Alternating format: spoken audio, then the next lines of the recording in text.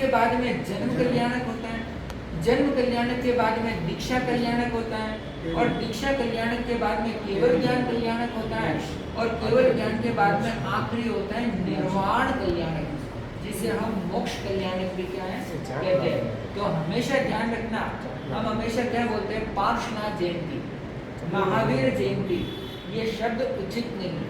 भगवान का क्या होता है, कल्याणक होता है। तो कब भी उच्चारण में आए तो कहना भगवान महावीर कल्याण जन्म कल्याणक, या भगवान महावीर दीक्षा कल्याणक, या भगवान महावीर निर्वाण कल्याणक, या मोक्ष कल्याणक। कोई भी चौबीसी तीर्थंकर हो तो इन शब्दों का उच्चारण करने का क्या रखना, लक्ष्य और भाव वहां पर रखना। अब ये तो हो गया पूर्व की बात कि भगवान अजितनाथ के शासन से ये घटनाक्रम क्या हो रहा है, शुरुआत हो रहा है। अजितनाथ भगवान का वो है भगवान ऋषभ देव के बाद में कितने हजार लाखों वर्ष क्या है बीच का ये टाइम पीरियड है।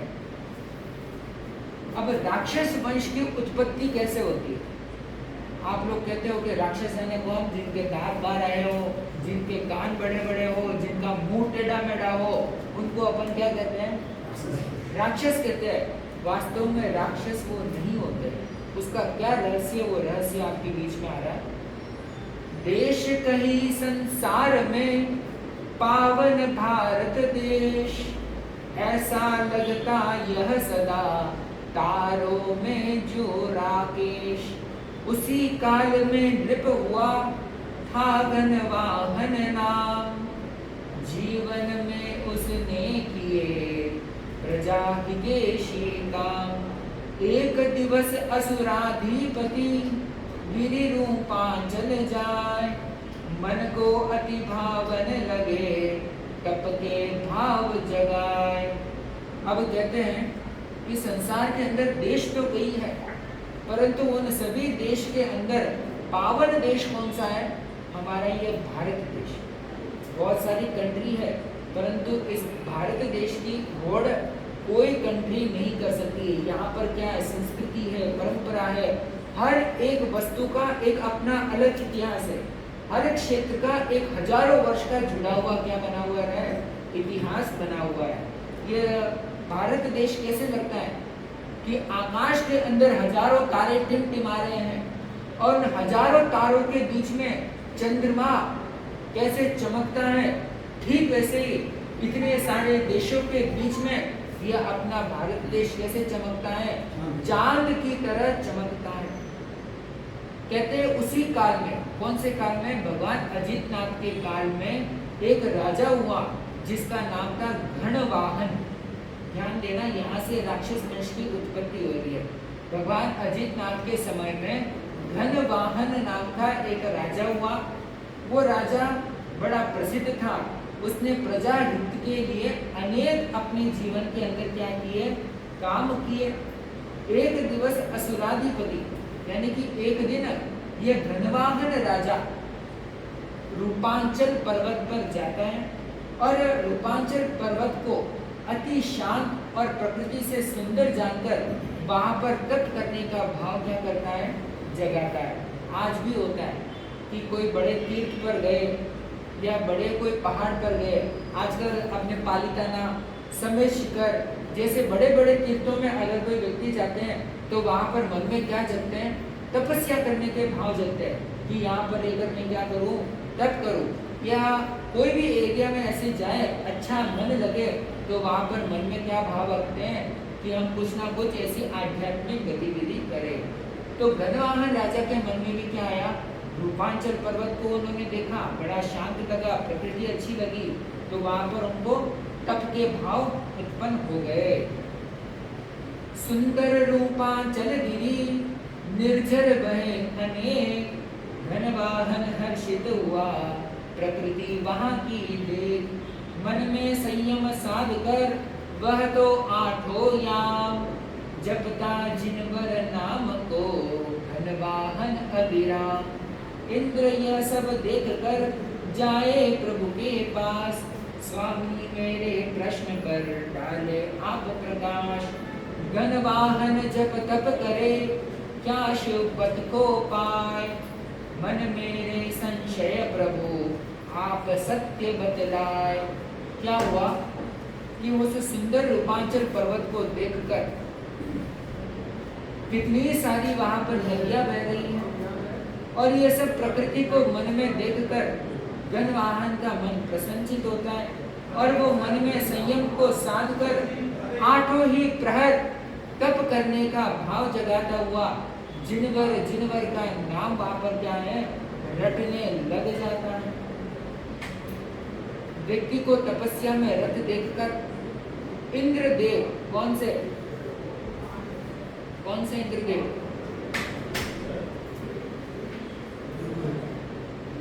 इंद्रदेव कौन से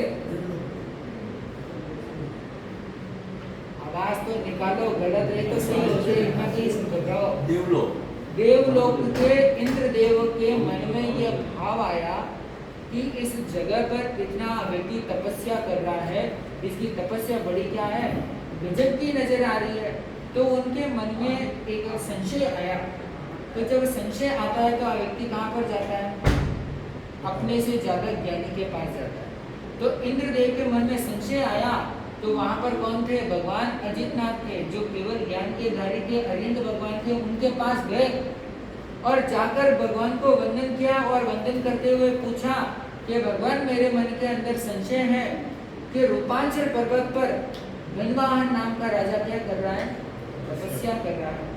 मेरे मन का यह प्रश्न है, क्या वो शिव पद को पा सकता है? क्या वो मोक्ष में जाने वाला है? क्या वो चरम शरीरी है? क्या वो अपने जीवन का कल्याण कर सकता है? आप मुझे क्या बताएं, सत्य बताएं।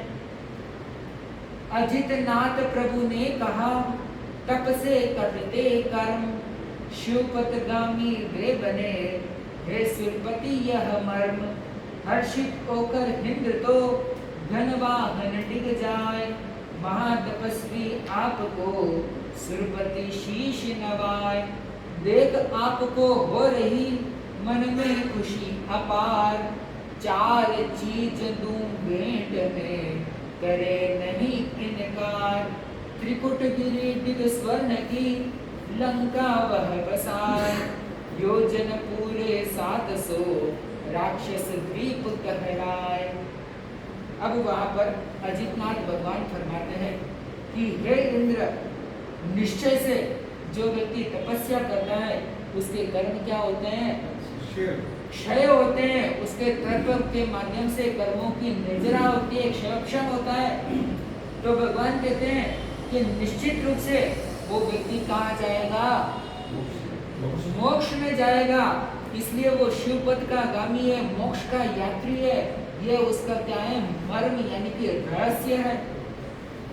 अब जब इंद्र ने सुना कि वो व्यक्ति निश्चित ही मोक्ष जाने वाला, तो उसके मन में क्या चाहिए? खुशी चाहिए। देखो, जो व्यक्ति मोक्ष में जाने वाला होता है तो देवताओं के मन में क्या आता है? प्रसन्नता का भाव आता है। और जिसमें पहले दूसरे देवलोक के इंद्र को तो भारी प्रसन्नता होती है, क्योंकि उनको क्या अवसर मिलता है? उनके पास जाने का, उनकी सेवा करने का उनको क्या प्राप्त होता है? अवसर प्राप्त होता है। तो अब इंद्र भगवान के माध्यम से सुनने के बाद में सीधा कहाँ जाता है? धनवाहन के पास जाता है और जाकर उनको अपने दोनों हाथ जोड़कर उसको शीश नवाता है। देखो, देवता भी कब झुकता है? देवता कब झुकता है? जब हमारी आत्मा क्या होती है? निर्मल होती है। हम तपस्या में रत रहते हैं तो देवता भी हमारे आकर क्या करते हैं? नमस्कार करते हैं। वो सुरपति शीश नवाता है और शीश नवाने के बाद में कहता है कि हे गणवाहन राजा, आज आपको देखकर मन में क्या हो रही है? अपार खुशी, अपार प्रसन्नता हो रही है। और इसी चीज को ध्यान में रखते हुए 4 चीज में क्या कर रहा हूँ? आपको भेंट कर रहा हूँ। कौन कर रहा है? इंद्र गणवाहन राजा को 4 चीजें भेंट में दे रहा है। भेंट में पहली चीज कौन सी देता है? त्रिकूट गिरी, यानी कि त्रिकूट नाम का एक पर्वत है। उस पर्वत के पास में एक सोने की लंका वो कौन है? बसाता है। ये लंका किसने बसाई? किसने? ये तो मैंने बताया। इंद्र 4 चीज भेंट में कौन दे रहा है? आप जैसे भेंट में मैं ये पुस्तक आपको गिफ्ट में दूंगा तो बनाऊंगा तो मैं ही ना। तो ठीक इसी तरह से इंद्र 4 चीजें भेंट में दे रहा है। तो पहली चीज भेंट में क्या देता है? सोने की लंका त्रिकुटगिरी के पर्वत के पास। और वो लंका कितनी बड़ी है? पूरे 700 योजन के अंदर वो फैली हुई है। और उस पूरे 700 योजन की फैली हुई उस लंका को राक्षस द्वीप का क्या देते हैं? नाम वहां पर देते हैं। यानी कि राक्षस द्वीप और लंका वहां की क्या है? नगरी है। राक्षस द्वीप मतलब एक पूरा टापू, ये पूरा जो आज भी लंका को देखेंगे तो एक प्रकार का टापू है। और उस टापू के अंदर एक विशाल पर्वत है और पर्वत के अंदर क्या बसी हुई है? एक नगरी है। जैसे आप राजस्थान के अंदर माउंट आबू, एक विशाल पर्वत है और पर्वत के ऊपर क्या बसी हुई है? एक बड़ी नगरी है। ठीक ऐसे पर्वत है और पर्वत के ऊपर क्या है? एक सोने की लंका वहां पर बसी हुई है। जीत सके कोई नहीं, टूटे ना दीवार, 4 सहस्त्र 96 सुंदर इसके द्वार। वो लंका की महिमा बता रहे हैं कि उस लंका को कोई भी जीत नहीं सकता है, उसकी दीवारें नहीं टूट सकती है। जो चाइना का वॉल है ना, उससे भी ज्यादा मजबूत क्या है? दीवारें बनी हुई है। 4096, कितने? एक नहीं, दो नहीं, 4096 उस लंका द्वीप के द्वार थे। यानी कि वहां पर जाने के कितने रास्ते थे। तो सोचिए कि वो नगरी कितनी बड़ी होगी। जब उस शहर के अंदर जाने का रास्ता इतना, आज मद्रास है, तेरा मुश्किल 5-10 रास्ता मिलता रहेगा। क्या कितना मिला? लगभग इतना ही है, इतने ही रास्ते हैं, 4 रास्ते है। तो वो तो लंका है, तो वहां पर क्या है? इतने बड़े उसके द्वार बने हुए। 15 योजन तो खुद ही उन महलों की नींव, वृक्ष लगाए हैं कई रेताल राजीव, इतनी ही ऊंची बनी लंका की दीवार, इधर उधर ना जा सके घर के कोई पार। मतलब जब नींव खुदाई करी तो वो भी नींव कितनी गहरी? 15 योजन नींव। योजन का मापदंड आपको पता है? 3 किलोमीटर का एक कोस होता है, तो लगभग 4 कोस का एक योजन होता है। अनुमान से 12 किलोमीटर का एक योजन होता है। तो 15 योजन कितने? 15 योजन तो नींव खोदी है, किलोमीटर नींव खोदी है। और उसके ऊपर इतनी 15 योजन लंबी क्या बनाई है? दीवार बनाई है। तो इतनी लंबी विस्तार तो क्या थी? सोने की ये नगरी थी। खूब सारे वृक्ष भी लगाए, खूब सारे वहां पर ताल तलैया भी बने हुए, कमल भी खिला हुआ है। कोई व्यक्ति इधर से उधर नहीं जा सके, इनमें से इतनी मोटी कहीं बनानी पड़े, दीवार बनानी पड़े। और एक ढंग से देखा जाए तो भगवान अजितनाथ के समय में व्यक्ति की ऊंचाई भी उतनी थी। आज भगवान ऋषभदेव के समय में 500 धनुष बताते हैं। तो 500 धनुष तो भगवान ऋषभदेव के अजितनाथ के समय में भी लगभग उसके माप के अनुसार ही था। तो सोचिए व्यक्ति भी इतने लंबे लंबे क्या थे? ऊंचे थे। तो इस ढंग से लंका की जो दीवार है उसका वर्णन यहाँ पर पूर्ण हो रहा है। अब बताते हैं कि आगे उस वैभव कैसा बढ़ रहा है। सप्त धातु को एक कर बनवाई मजबूत, असुराधिप के पास तो वैभव रहा अकूत, देवपुरी सम लग रही देख देख हर्षाय, बाग बगीचे देख कर उसका मन लग जाए, मन मोहक लग के बहुत लंका के उद्यान, खड़ा बीच उद्यान के सुंदर पुष्पक यान, जल पर तैरे हंस ज्यों यान उड़े आकाश, असुरपति नित व्योम में उड़ते भर उल्लास। अब देखिए कि 7 धातुओं को एक करके, कितने? एक नहीं, दो नहीं, 7 धातुओं को एक करके उन दीवारों को क्या किया गया है? मजबूत किया गया है। और उसके बाद में इस असुराधिप के पास तो अनंत वैभव क्या है? वहां पर भरा पड़ा था। देवपुरी के समान वो नगरी क्या है? नजर आ रही थी। कोई भी देखे तो उस नगरी की क्या करता है? प्रशंसा करता है। और वहाँ के बाग बगीचे इतने सुंदर थे कि वहाँ पर देखते ही मन व्यक्ति का क्या है, ललचाने लग जाता था। जैसे कर्नाटक के बेंगलुरु शहर के अंदर लाल बाग प्रसिद्ध है, फूलों की वो क्या कहलाती है, मैसूर वृंदावन। हाँ? मैसूर में वृंदावन का हाँ मैसूर में, पर बेंगलुरु वाला प्रसिद्ध ज़्यादा है।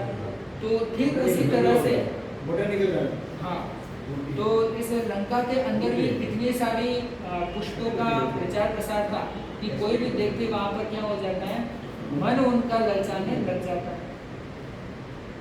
और वहाँ के उद्यान भी बड़े सुंदर लगते थे। और उसी उद्यान के बीच में क्या खड़ा है, पुष्पक यान खड़ा है।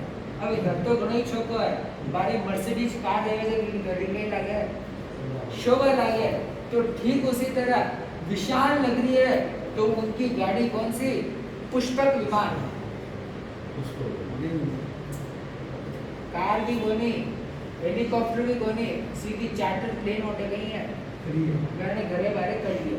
तो पुष्पक विमान में कौन देते हैं, ये देवराज इंद्र भेंट स्वरूप देते हैं। पहला तो क्या दिया, लंका नगरी, और दूसरी पुष्पक नाम का ये विमान देते हैं। और ये विमान ऐसा था कि जब चाहे इसके अंदर बैठकर कहीं भी ये भ्रमण करने के लिए जा सकते थे। मैंने सुना है कि यह पुष्पक विमान जितने व्यक्ति आ सके उसके अनुरूप में बड़ी और छोटी भी क्या है हो जाती है। 1000 लोग आए 1000 बैठ जाओ, 2000 आए 2000 बैठ जाओ, जैसे व्यक्ति आए वैसे इसका क्या है फैलाव बढ़ जाता है। अलवार पेट के आपको चेन्नई में लेने जाओ, कौन बना देगा गाड़ी, आप भी बैठे मारा आप चलाओ मारा आप पेट्रोल चाहो से तो करो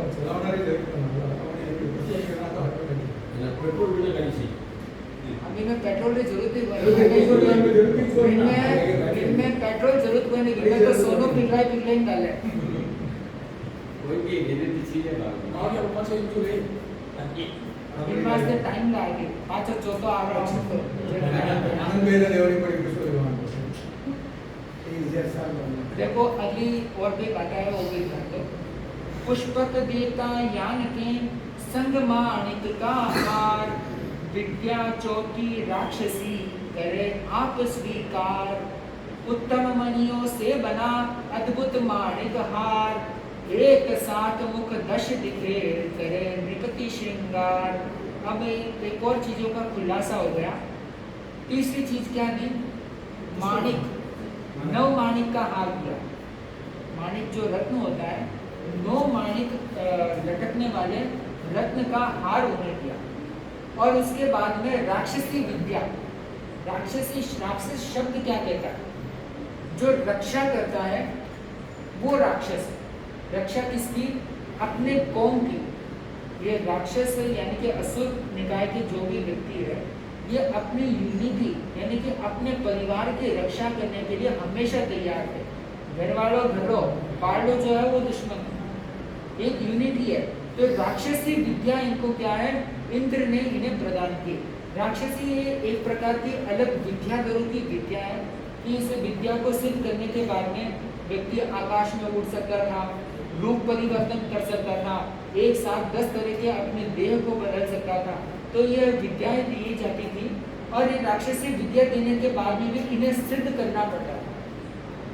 विद्या तो दे दी और इस विद्या को प्राप्त करने के बाद में इसे सिद्ध करने के लिए कितनी ही लंबी चौड़ी क्या करनी पड़ती थी, तपस्याएं भी करनी पड़ती थी।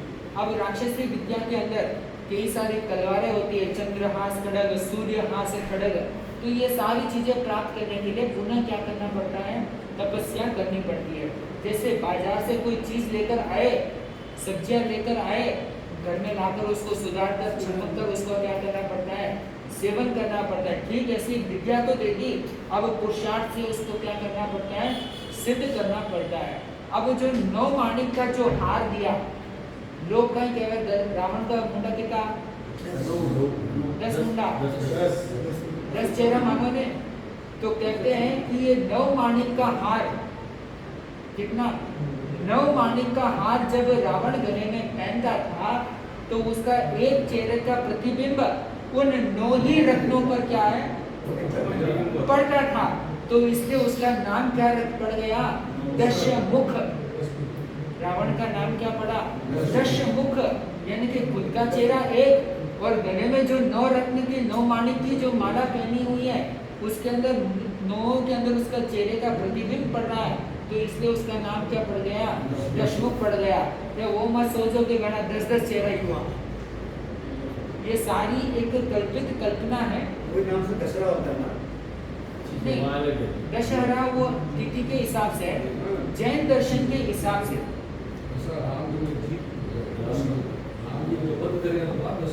वो दशहरा वैदिक परंपरा के अंदर रावण वध करने का दिन के संदर्भ के अंदर आता है, परंतु यहाँ पर जो रावण का जो दशमुख का चेहरा माना जाता है कि उसके 10 चेहरे थे, उसका यहाँ पर ये बात क्लियरेंस हो जाती है कि 9 माणिक का हार किसने दिया था,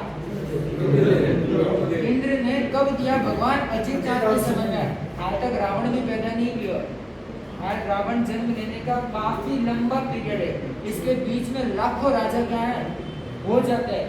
तो ये भगवान अजितनाथ के शासन के समय की ये इनके वंश की उत्पत्ति, इनके वंश की नींव कब से डाली जा रही तब की बात है। इनके पास लंका कहाँ से आई, पुष्पक विमान कहाँ से आया, 9 माणी का हार कहाँ से आया, इनके पास से राक्षसी विद्या कहाँ से आई, ये सारी घटनाक्रम कब से शुरू हो रहा है, भगवान अजितनाथ के समय से।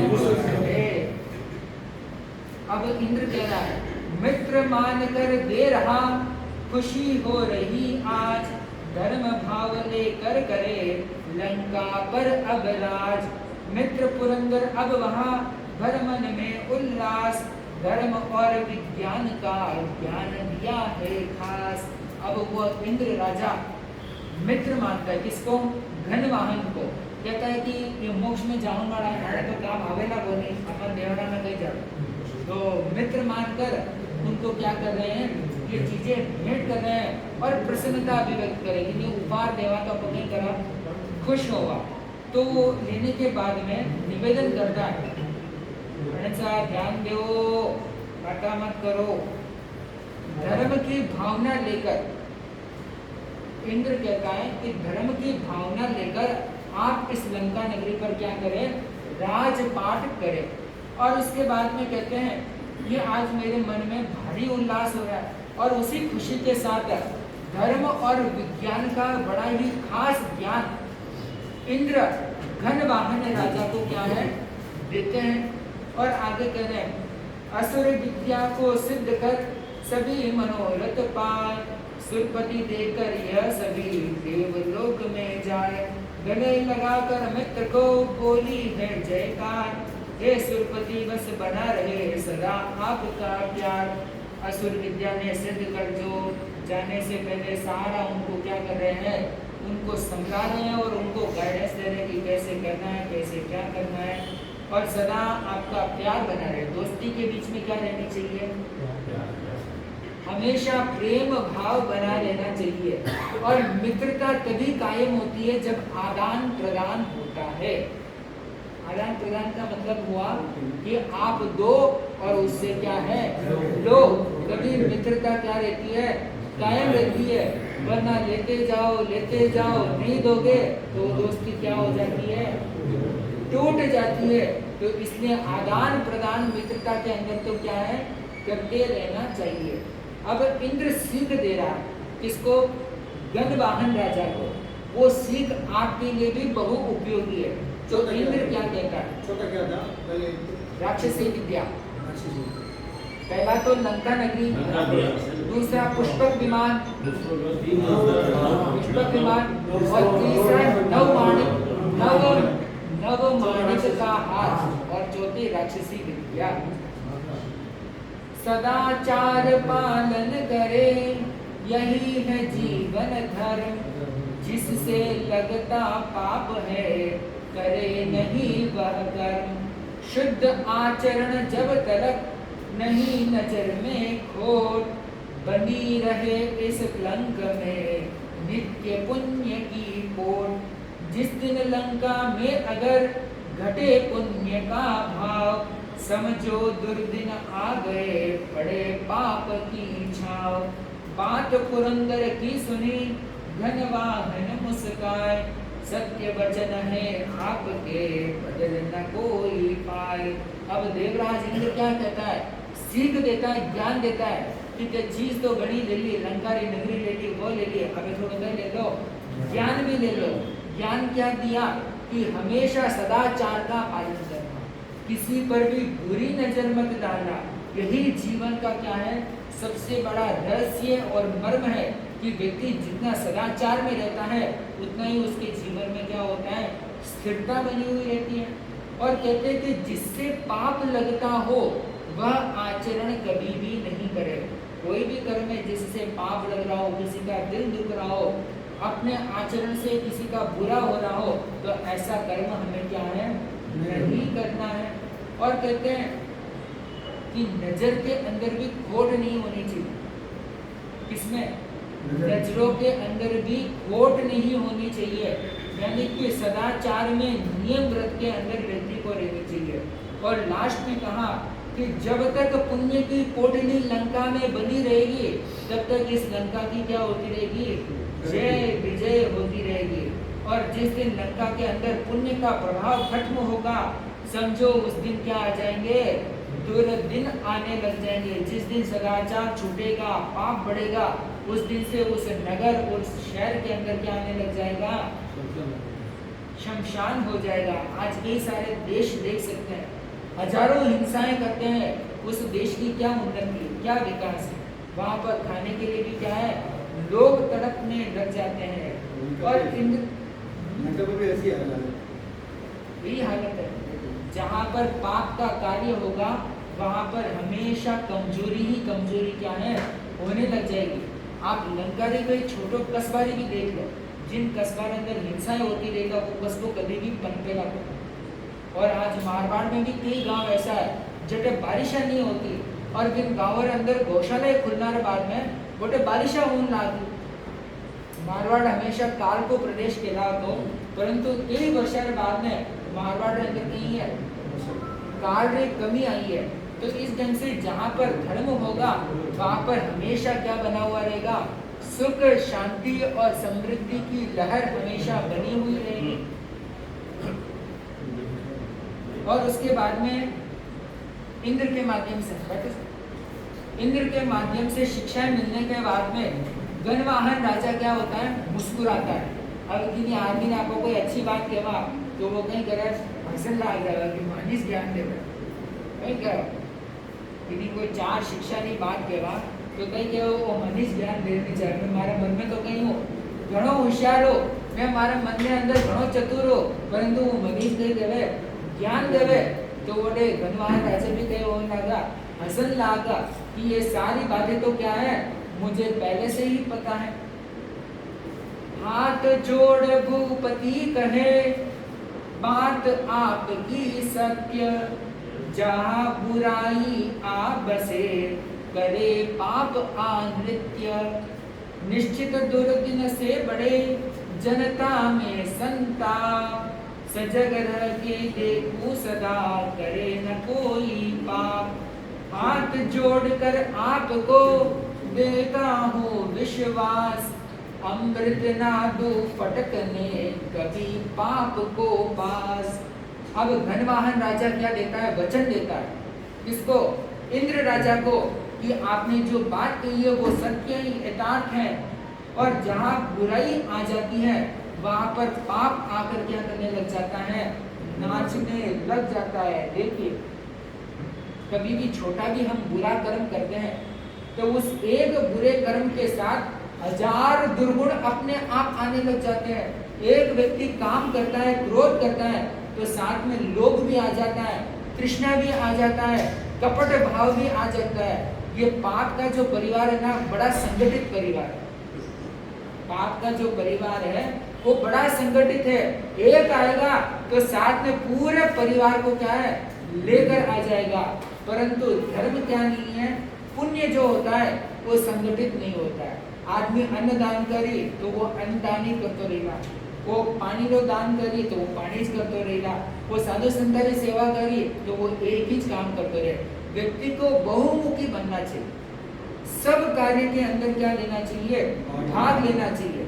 समय आया तो तपस्या भी करनी चाहिए, समय आया तो सामायिक भी करनी चाहिए, समय आया तो स्वधर्मी बाई की भी सेवा करनी चाहिए, समय आया तो अन्न का भी क्या करना चाहिए, दान करना चाहिए, और समय आया राष्ट्र के लिए अगर कोई जरूरत पड़ जाए तो वहां पर भी देने के लिए क्या रहना चाहिए, तैयार रहना चाहिए।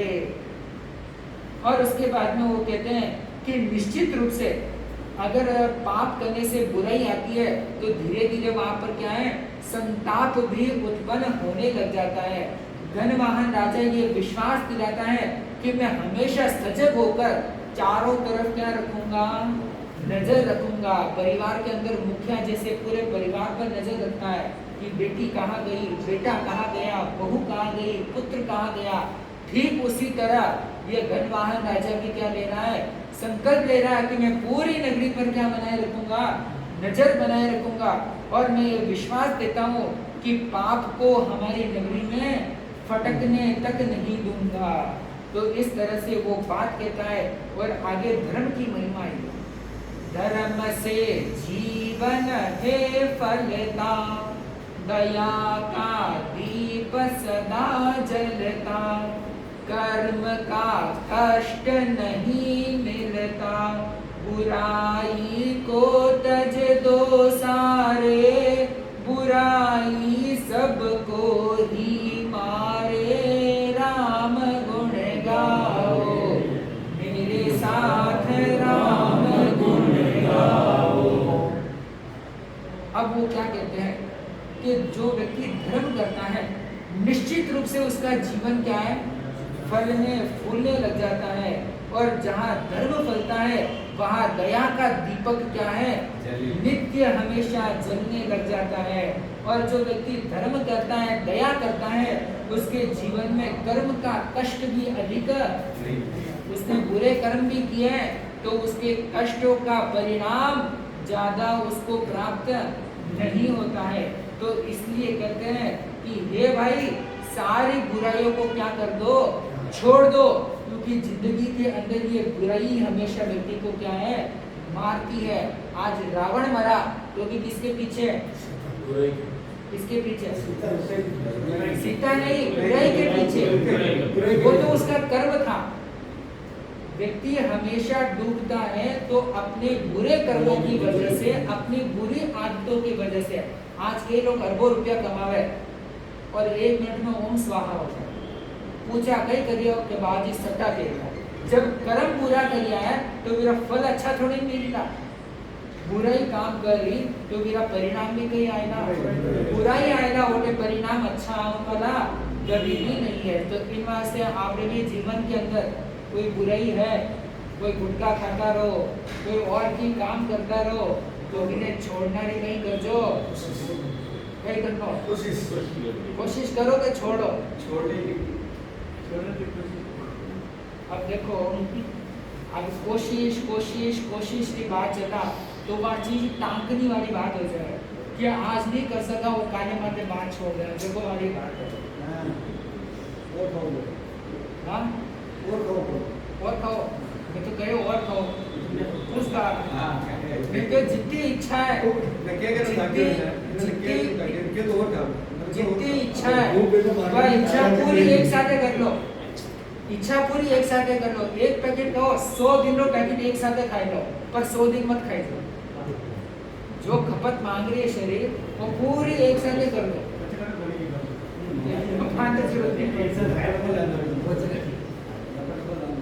तो अब अंतिम चरण की ओर हम बढ़ते हैं। 2-4 पंक्तियां 5 मिनट का समय और लगेगा। एक प्रसंग को हम पूरा कर देते हैं। राजगण वाहन है करते, प्रजा में पुण्य भाव भरते, अनिदल देख उसे डरते, राज्य को निश दिन फैलाया, सुरों ने नृप का गुण गाया, राम गुण गाओ। पूरी ड्यूटी मारीज को नहीं है, थोड़ी बहुत ड्यूटी आपकी है। मेरे साथ राम गुण गाओ। तो इस ढंग से राजा गणवाहन क्या करता है, प्रजा के अंदर पुण्य का भाव बढ़ता है, प्रजा को ये प्रेरित करता है कि तुम दान करो, तुम तप करो, तुम व्रत करो। एक राजा अगर धर्म की प्रेरणा देता है तो वो प्रजा धर्म के प्रति क्या बनती है, अग्रसर बनती है। आज देश के प्रधानमंत्री या देश की न्यायिक व्यवस्था को भी ये नियम बनाना चाहिए कि जो भी बुरी प्रवृत्तियां हैं उस पर सरकार को अगर कानूनी तौर पर नियम लगा देते हैं तो निश्चित रूप से ये भारत क्या करेगा, क्या करेगा, उज्ज्वल करेगा, परंतु करना कोई नहीं चाहेगा क्योंकि पैसों के आवे, दारू टैक्स आवे, गुटखा टैक्स आवे, यही चीजें गवर्नमेंट चले। तो देखिए ऐसी बात हमारी धारणा है, ये हमारी सोच है कि सिर्फ दारू और नशीले चीजों से सरकार चलती है, ये हमारी केवल धारणा है। एक बार बंद कर देवे, एक महीना तकलीफ आएगा, दूसरे महीने पाव माथे अपने आप खड़ा हो जाएगा। वो तो व्यक्ति का एक इंटेंस होता है कि उसके बिना दुनिया नहीं चलती है, उसके बिना भी दुनिया वाले जीते हैं। बस ये है कि हमारा प्रयत्न उस और नहीं जाता। अभी लॉकडाउन करिया 3 महीना, कभी 6 महीना करिया, जो इंडियन कई लोगों ने नहीं मिला तो जिया ही है, कई लोग आदत ही छोड़ दी। तो वो तो परिवर्तन है। समय जब आएगा, जब कानून लागू होंगे तो इस चीजों में क्या आ सकता है, परिवर्तन अवश्य रूप से आ सकता है। अब देखो राक्षस जो बात आवे, सुनो सभी ध्यानो, राक्षस वंश या फिर रावण यानी वंशावली में जो राक्षस शब्द को इस्तेमाल करा, विरो कई मतलब है वो आपके बीच में आ गया। रक्षा जीवों की करे नेह भाव दर्शाए, रक्षक अपने धर्म के राक्षस वे कहलाए। अपनी रक्षा में यहाँ करे कभी ना ढील, पापी उनको मानना झूठी सभी दलील। यहाँ पर क्या कहा गया, रक्षा जीवों की करे नेह भाव दर्शाए, मन में नेह यानी कि प्रेम भाव को रखते हुए ये राक्षस वंश के जितने भी लोग हैं वो जीवों की रक्षा के लिए क्या रहते हैं, हमेशा तत्पर रहते हैं। रक्षक अपने धर्म के, अपना जो धर्म है, अपनी जो कम्युनिटी है, अपनी जो नियम मर्यादा है, उसके ये क्या कहलाते हैं, परम रक्षक है। एक ने हाथ लगाया तो 100 जना उठना चाहिए, आगे कि नहीं आवे। और आजकल जेना में कि एक ने हाथ लगा दे तो क्या मारा गया जन्म, वो तो विरोध झगड़ो बोल ये गलत है। अपने धर्म के, अपने समाज के, अपने परिवार के, अपने आसपास के व्यक्ति के ऊपर एक व्यक्ति उंगली उठाता है तो सभी को उनके सामने खड़े होकर उसका क्या करना चाहिए, विरोध करना चाहिए। आज ये सोचो कि फलाना गरीब बेटी भागी है, वो मत सोचो कि फलाना गरीब भागी है तो काले थाने गरीब भी भाग सकते।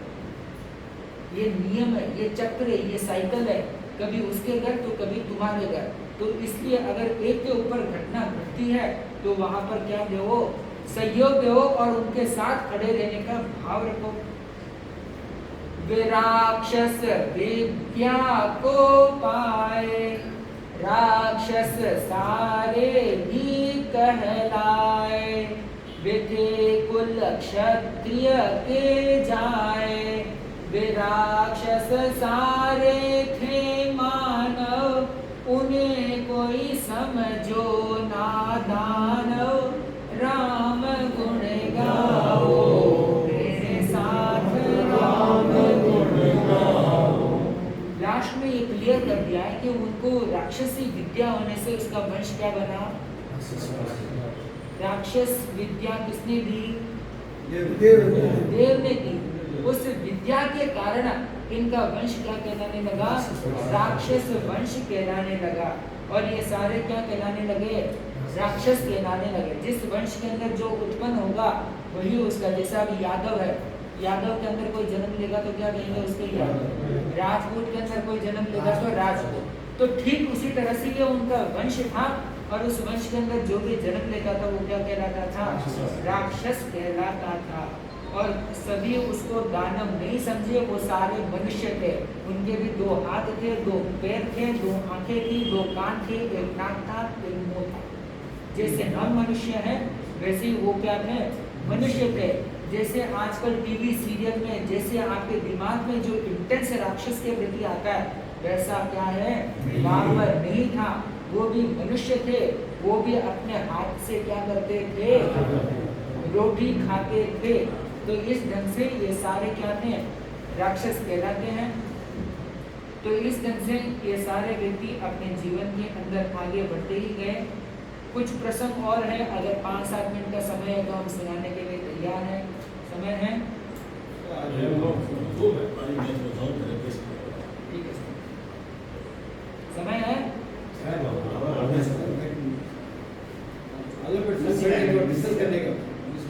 अच्छा डिस्कस करो, तो एक पेज पूरा बाद में कालो वानर वंश को आ जाएगा, राक्षस वंश की उत्पत्ति पूरी हो जाएगी। आज पूरा कर रहा है। वैभव से परिपूर्ण है लंकापति का राज, गणवाहन अब सोचते तू किसको में ताज। पुत्र बड़ा महाराक्षस वीर और विद्वान, प्रेम भाव सबसे रखे दे सबको सम्मान। युद्ध कला में भी सदा बल अपना दिखलाए, अच्छे अच्छे शूरमार ठहरना आगे पाए। शासन करने योग्य है लिया पिता ने जान, अहम भाव से दूर है मुख ऊपर मुस्कान।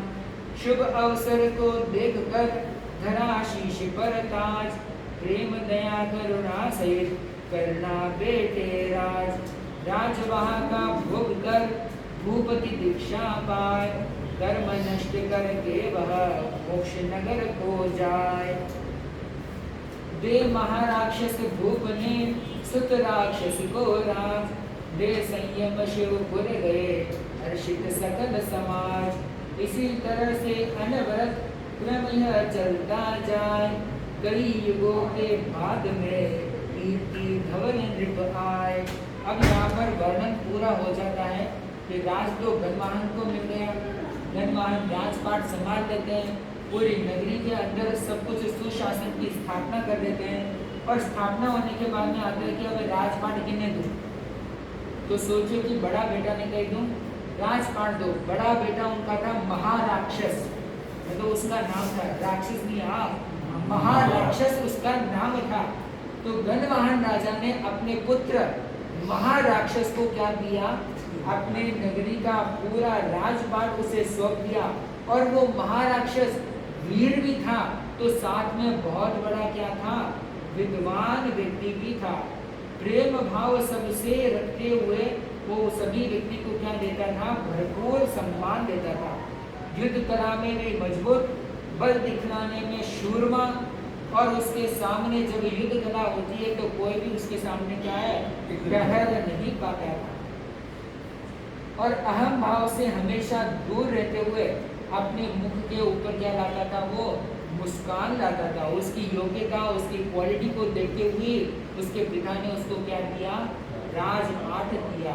शुभ समय को देखकर उसके सर पर क्या रख दिया, ताज रख दिया।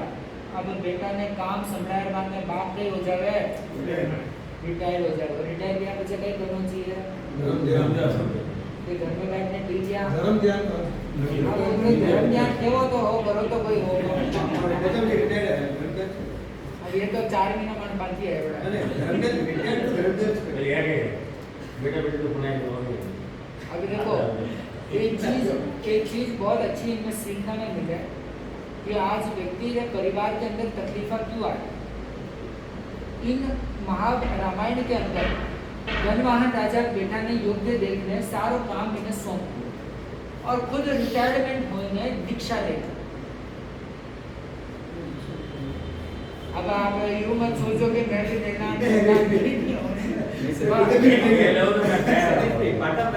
हंसी मजाक में बात डालने वाले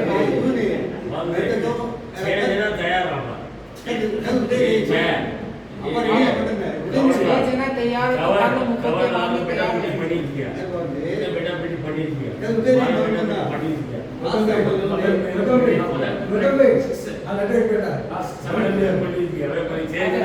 एक दूसरे में इशारो करो, खुद मनो बता खुद तैयार हो। कि जबरदस्ती के लिए बेटी चाहो तो बात अलग है। तो इस तरह से धनवान राजा ने अपने पुत्र को राजपाट सौंप दिया और स्वयं सब कार्य से निवृत्त होकर जैन भागवती दीक्षा को वो अंगीकार करते हैं और दीक्षा लेने के बाद में तब त्याग करते हुए अपने 8 कर्मों को क्षय करके वो कहाँ चले जाते हैं, मोक्ष के अंदर चले जाते हैं। और पीछे माँ राक्षस जो उनका बेटा था उसने राजपाट संभाला, वो भी आगे जाने के बाद में क्या करता है, अपने बेटे, उसका नाम क्या था, राक्षस, बाप महाराक्षस और बेटा को नाम राक्षस, विनय पूर्व राजपाट सौंपने खुद महाराक्षस भी गई उस जगह रिटायरमेंट लेने, दीक्षा लेने, अपने जीवन को कोई करते हुए कल्याण करते हुए। ये लंबी पीढ़ी चली, बाप बेटा राज सौंप ने आज लंबी पीढ़ी चली और लास्ट में कीर्ति धवल नाम को एक राजा राक्षस वंश के अंदर के हो गए और वो लंका को राजपाट नहीं करें संभाल तो रहे। हाँ, तो भी राक्षस वंश की पूरी बात कंप्लीट। अब मूल बात में अगर मैं आपने आऊँ कि आज परिवार के अंदर तकलीफ क्यों आ, आदमी जब कार्य पूर्ण हो जाए तो पूर्ण ज्ञान वाले इन चीजों दूर हट जाना चाहिए। जब मैंने निवृत्ति ले ली है तो निवृत्ति लेने के बाद में उस कार्य में हस्तक्षेप नहीं करना चाहिए। दुकान जामना छोड़ दियो, काम धंधा छोड़ दिया तो बार बार पूछना नहीं चाहिए कि बेटो कितना कमाया, दुकान में कौन आयो कौन गयो। तो इससे क्या होता है, पिता पुत्र के बीच में मतभेद क्या हो जाता है, जागृत हो जाता है। और इस घर के अंदर सास बहुओं की लड़ाइयों का भी कारण यही बनता है कि हर काम के अंदर क्या होता है, हस्तक्षेप होता है। तो अगर हमारे बेटे बहू योग्य है, होनहार है, उनको हमने काम सौंप दिया है तो काम सौंपने के बाद में उसके अंदर हस्तक्षेप नहीं करना चाहिए कि भाई ये परिवार तुम्हारा है, तुम्हें जैसे जिस तरह से हैंडल करना वो क्या है तुम करो। खुद के हाथ में राजपाट सब अच्छा कर लिया, अब राजपाट बेटे को सौंप दिया है तब वो जाने और उसका क्या करे, काम जाने। अगर आप बीच बीच में इंटरफाई करते जाओगे तो आपका गृहस्थ का परिवार तो क्या होने वाला है, बिगड़ने वाला ही है। तो इसलिए हमेशा कहते जो कार्य कर चुके हैं उस कार्य कर चुकने के बाद में हाथ पांव और टांग सर दिमाग खींच भी गई है, अड़ावना नहीं चाहिए। कभी टांग अड़ाओ, कभी हाथ अड़ाओ, कभी माथो अड़ाओ तो भी परिवार के अंदर नहीं आएगा, तकलीफ ही तकलीफ आने वाली है। तो रामायण का ये सार समझते हुए अपने जीवन के अंदर उतारेंगे तो इस जन्म में भी आनंद होगा, अगले जन्म में भी क्या होगा, आनंद ही आनंद होगा। भगवान महावीर स्वामी की जय, देव की जय, की जय, आज के आनंद की जय, प्रवचन सुनने वालों की जय, नहीं सुनने वालों की जय। गुरुदेव की आज्ञा से चत्तारी मंगलम हरियंता मंगलम सिद्धा मंगलम साहू मंगलम केवली प्रणतो नमो मंगलम। चत्तारी लोगोत्तमा हरियंता लोगोत्तमा सिद्धा लोगोत्तमा साहू लोगोत्तमा केवली प्रणतो नमो लोगोत्तमा। चत्तारी शरणं पवज्जामि हरियंते शरणं पवज्जामि सिद्धे शरणं पवज्जामि साहू शरणं पवज्जामि केवली प्रणतो नमो शरणं पवज्जामि। ये 4 शरणा दुर्गति हरना और शरणा को योगा, जो भव्य प्राणी करे आराधन उसका अजर अमर पद होगा, आनंद ही आनंद होगा, सदा ही मंगल होगा। तो आयामी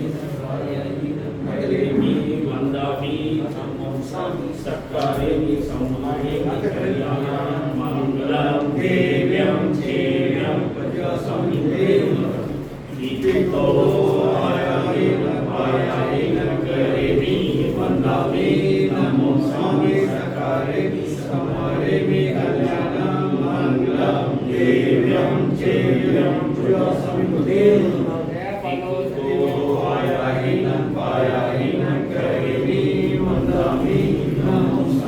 सत्कारेमि सम्मानेमि कल्याणं मंगलं देव्यं चेव्यं प्रजासमिदेव नमः।